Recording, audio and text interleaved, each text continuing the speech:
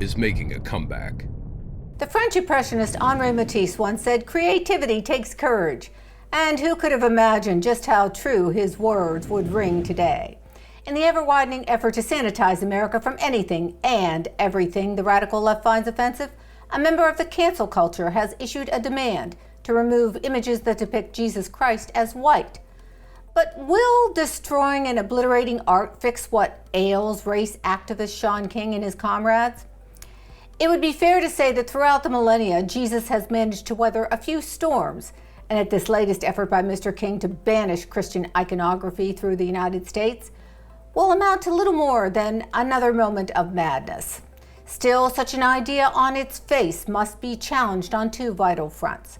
One focuses on the meaning and purpose of art in our world, and the other on the theology, or lack thereof, attached to King's nonsensical demands. King's tweet reads in part, quote, "Yes, I think the statues of the white European they claim is Jesus should also come down.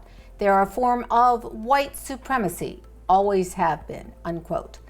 Perhaps what is missing here is the most obvious theological point. Jesus is neither black nor white, but like all of us, was and is made in God's image.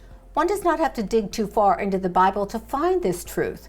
Genesis 1:26 reads, "God said, 'Let us make man in our image, according to our likeness.'"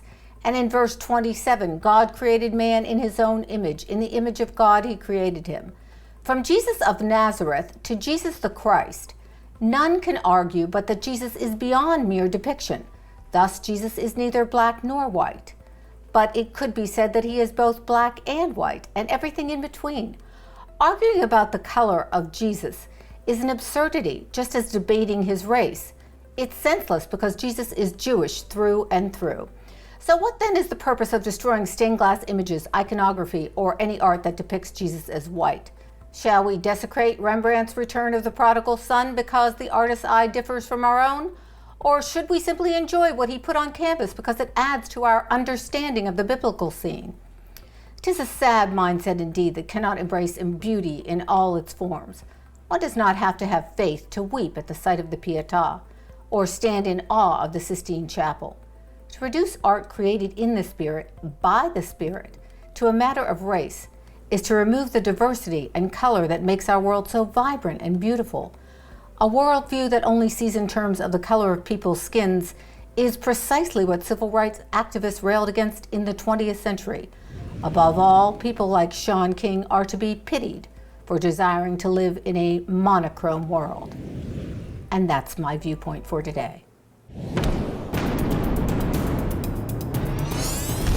Truth is making a comeback.